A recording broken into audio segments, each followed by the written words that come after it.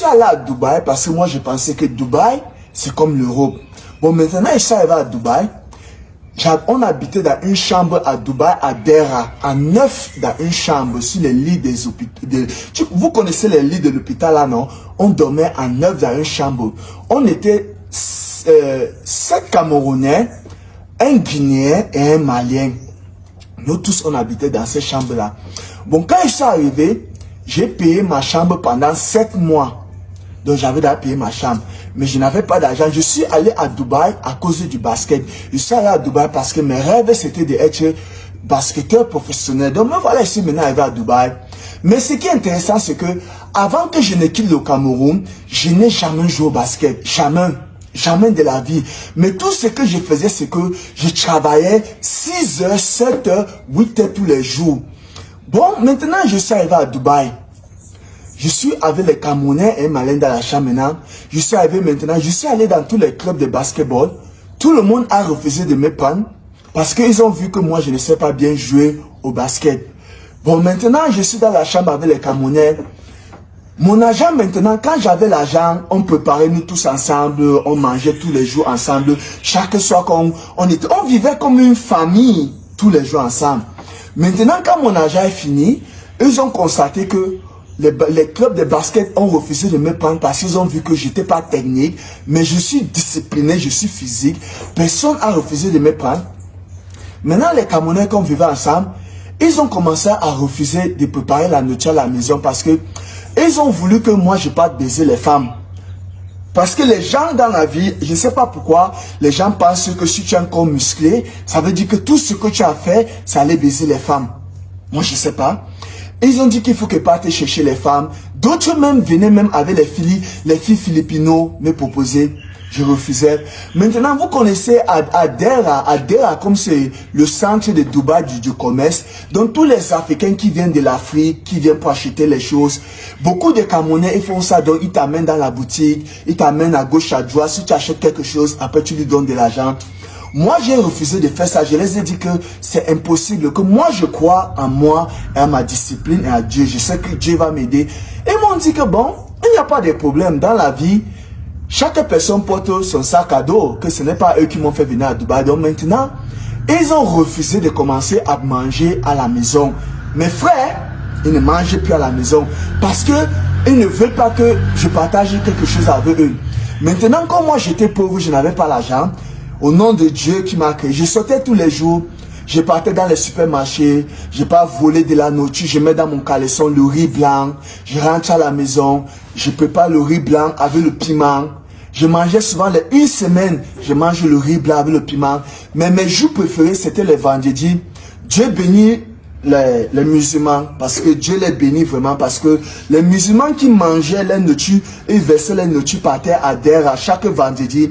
Après avoir prié, tu sais, les musulmans, ils mangent toujours en groupe. Les nourritures qui tombent par terre, les poulets, les demi-poulets là, je vais venir, je vais ramasser tout ça, je vais mettre dans un plastique noir, je vais rentrer à la maison, je vais nettoyer ça, je vais mettre dans le congélateur. On dort à 9 dans une chambre.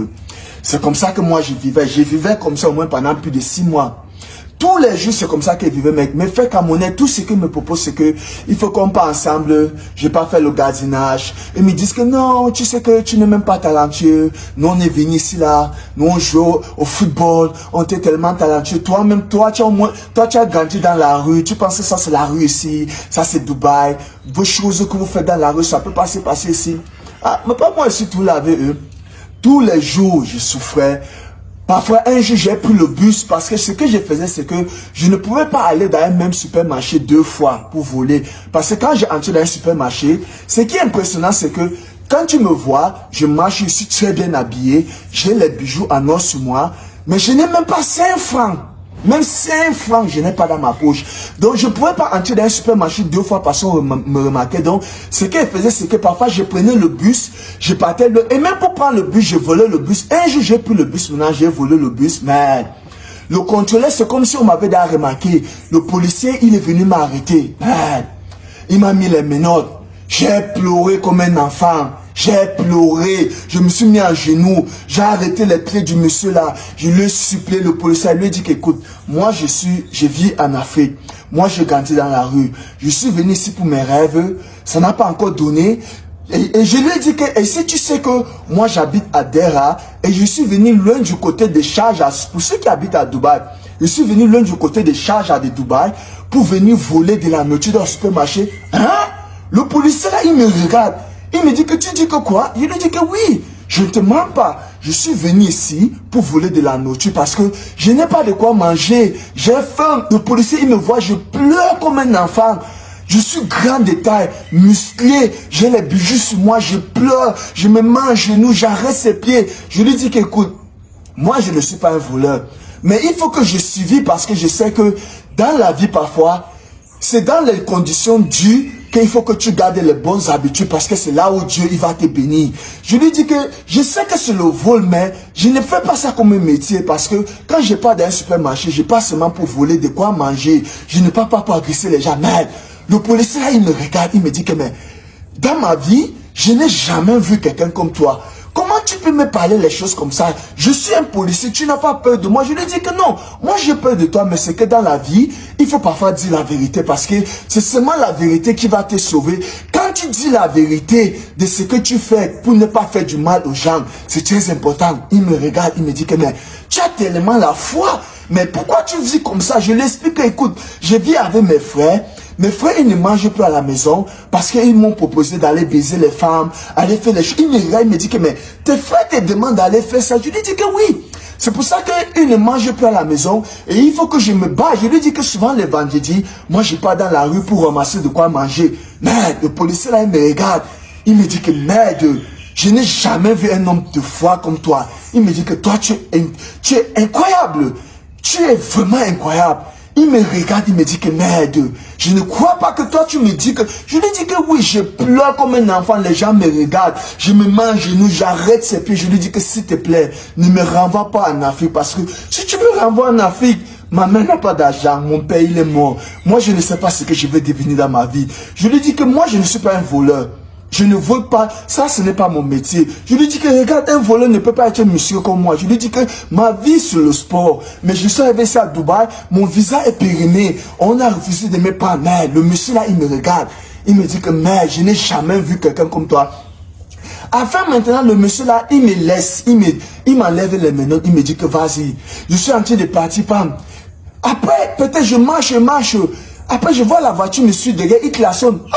Je me tourne, je regarde, je vois celui, j'ai envie de fuir parce qu'il dit que mais le policier là, il a changé son avis, il vient pour m'arrêter, il me dit que non, viens. Je viens, le monsieur là me voit, il retire, au nom de Dieu, il retire 50 dirhams, il me donne, il me dit que prends l'argent-ci, il me dit que je te donne cet argent, pas pour t'encourager d'aller voler, mais je te donne cet argent parce que tu crois vraiment en toi. Il me dit que ça c'est vraiment très important dans la vie. Il me dit que dans la vie, c'est très important de croire en toi. Il me dit que, parce que tout ce que tu me parles là, il me dit que moi je suis un homme qui croit en Dieu. Ok? Mais ce que tu fais c'est mauvais, mais ce qui te sauve, qui me fait que je prends mon argent pour te donner, c'est ta foi. Il me dit qu'il faut vraiment croire en ce que tu fais. Il me dit que j'aime ça. J'aime voir quelqu'un que, malgré toutes les difficultés de la vie, il ne lâche pas. Il cherche toujours à vouloir survivre. Il me dit que ça, c'est bien ça parce que moi, je n'ai pas vécu comme toi, mais j'ai lu ça dans le Coran. Il me dit que ça, c'est bien ce que tu fais. Il me dit que quand tu me dis que tu pars dans la rue, que Dieu bénit les musulmans, tu ramasses de la nourriture. Il me dit que ça m'a vraiment touché le cœur, que ça m'a blessé vraiment. Il me dit que prends cet argent. Va au supermarché, tu peux t'acheter de la nourriture, tu rentres à la maison. Il me dit que ne vole plus le bus, ok? Tu as compris? Je lui ai dit que oui. J'ai pris cet argent-là, je suis allé acheter de la nourriture, je suis rentré à la maison. Comme moi, je suis un homme que je me décourage jamais, j'ai toujours ma foi. Tous les jours, le club de basketball à Sharjah, que je suis d'abord allé là-bas, et ils ont refusé de me prendre. Une autre fois encore que j'avais toujours faim, j'ai pris le bus. Cette fois-ci, j'avais peut-être même 10 dirhams qu'un Guinéen m'avait donné. J'ai pris le bus. Je suis allé maintenant dans le club de Sharjah là parce que j'attendais. Je suis allé pour voir un peu le match de basket. Comme ça, la nuit tombe avant que je vais aller dans un autre supermarché pour aller voler de la nourriture. Me voilà, j'entre dans le club là. Le président de ce club là, il a un bruit de... Lui, il ne vient jamais là-bas parce que lui, il travaille dans son bruit de pétrole. C'est son petit frère qui gère le club du basket. Me voilà le jour-là, je viens. Le président du club, là, il est là ce jour-là. Il est entier. Me voilà, j'entre. Je suis en train de marcher sur les gradins. Le président du club, il me regarde. De l'autre côté, il monte sur les gradins. Mais il commence à demander à les coachs que, mais c'est quel Américain là-bas qui est grand de taille, les muscles comme ça? Il me regarde, il regarde bien, je vois comment il s'est en train de me guetter. Il lui dit que, ah non, c'est pas un Américain, c'est un Camerounais. Et il n'a même pas les papiers, il ne sait pas bien jouer au basket, mais il est tellement physique, mais il ne sait pas jouer au basket. Moi, ici, moi là-bas, non, je suis assis parce que je suis en train de perdre mon temps pour vouloir aller dans le supermarché pour voler de la nourriture. Après peut-être 30 minutes, je vois l'assistant du coach, il vient m'appeler que viens, je viens. Il me demande que tu as le visa. Je lui dis que non, je n'ai pas le visa. Il me dit que ah, ok. Je reste tout le monde là-bas, je suis assis. Après peut-être 50 minutes passées, ils sont toujours en train de s'enchaîner.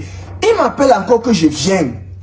Moi-même, je suis étonné que mais, le merci, qu'est-ce qui ne va pas aujourd'hui avec vous? Pourquoi vous m'appelez? Pourtant, je suis d'avenir si vous avez refusé de me prendre. Quand j'arrive maintenant là-bas, il me dit que le président du club veut te voir. Je lui dis qu'en bon, il me dit oui. Maintenant, je traverse de l'autre côté des gardens, j'entre là-bas. Il me regarde. Le président du club me regarde, il me dit que, mais, toi, tu viens d'où? Je lui dis que, ah, je suis un Camerounais. Je lui explique mon histoire. Il lui dit que non, j'ai grandi dans la rue. Et je suis venu ici là pour me chercher, mais j'ai pas le visa. On a refusé de me prendre. Il lui dit que, je suis même venu d'ici. Les gens, il me dit que oui, les gens du club m'ont dit que tu dois venir ici. Il me dit que, mais, est-ce que tu penses que tu peux jouer au basket? Je lui dis que oui. Il me dit que, ok, va t'asseoir. Il me demande de rentrer au gradin. Je rentre au gradin, ça assis. Maintenant, quand mon heure pour aller voler la nourriture dans le supermarché arrive, me voilà, je suis en train de vouloir aller au supermarché. Je suis en train de vouloir aller au supermarché. L'assistant du coach, il m'appelle encore. Là, c'est ma princesse aimée. So cool. Bonjour, madame. Go and run. Fais un peu le sport. Le président... L'assistant du coach, il m'appelle, il me demande de venir. Je viens maintenant, je traverse de l'autre côté. Il me demande que ton visa est périmé depuis quand? Je lui dis que non, mon visa est périmé depuis au moins plus de 8 mois. Il me dit que ok. Il me dit qu'à ce temps là-bas, je suis assis. Moi-même, je suis étonné seulement que, mais, j'ai dit seulement et pris seulement Dieu que, ah, Dieu aide-moi, il faut que les gens s'y. Après maintenant, le président est fini de s'entraîner, il m'appelle dans la salle. On entre dans la salle. Le président du club, il commence à parler en arabe avec son frère, avec les coachs. Moi, je suis là, mais moi, je suis seulement ébahi que, mais les gens, s'ils sont en train de parler que de quoi? Ils parlaient entre eux. Après, maintenant, ils se tournent. Mais je vois son frère, il n'est pas trop content. Mais le président, il ne fait qu'insister. Mais moi, je ne comprends rien de tout ce qu'il parle. Après, maintenant, il me demande, l'assistant du coach me demande que bon, reviens demain ici avec ton passeport. Je lui dis qu'il n'y a pas de problème. Je sors maintenant, moi, je suis en train de prendre ma route pour aller, moi, dans le supermarché, pour aller voler de la nourriture, pour rentrer à la maison. Dans le parking que je suis en train de partir, je comprends comment quelqu'un klaxonne. Madame, continue à do your workout. Je comprends comment quelqu'un klaxonne la voiture. Pom, pom, pom, pom. Je me regarde. Il baisse les vitres, je veux voir sur le président du club. Il me demande de venir.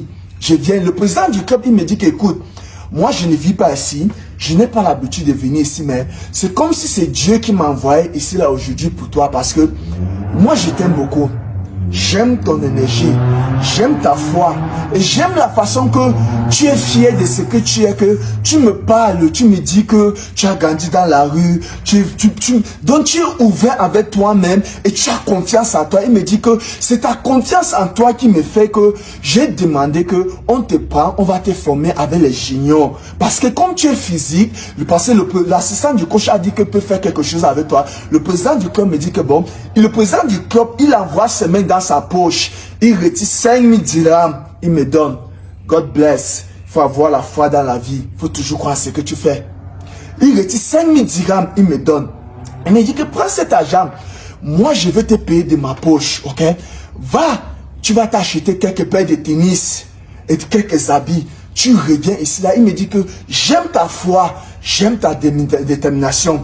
Moi, je parle toutes ces histoires pour vous dire que dans la vie, faut jamais se décourager. Il faut comprendre que dans la vie, c'est dans les moments de difficulté que Dieu va te bénir. Parce que c'est très facile dans la vie de garder les bonnes attitudes quand toutes les choses marchent bien.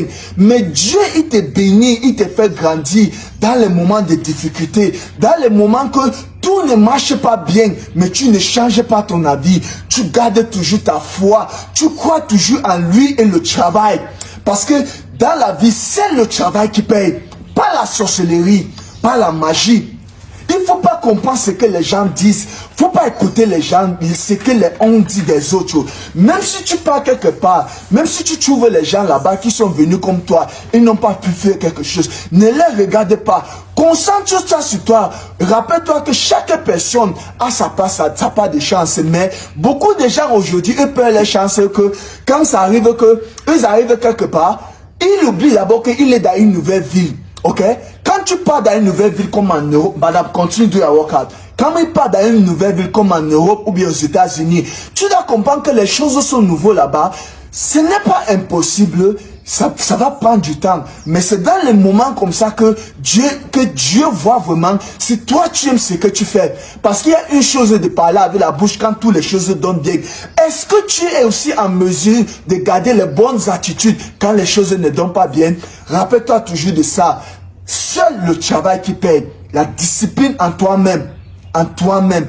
Il faut croire en toi et en Dieu. Il faut avoir la foi de ce que tu fais. C'est pour ça qu'on dit dans la vie, fais toujours quelque chose parce que tu aimes. Ne fais pas pour faire plaisir aux yeux des gens. Jamais. Rappelle-toi, la promotion, ça vient de Dieu, pas de l'homme. Donc si tu aimes ce que tu fais, tu crois en toi. Regardez-moi, je suis allé d'abord dans le club de basketball là. On a refusé de me prendre. Mais parce que j'ai ma foi, je crois. Et la promotion, Dieu a fait en sorte que le président, que ce n'est pas lui qui gère le club, il est venu, il est tombé, il m'a regardé, il a aimé mon charisme et ma foi et mon croyance en Dieu. Il faut croire toujours en toi. Rien n'est facile, mais pas impossible. Discipline is the key of life. Let's go.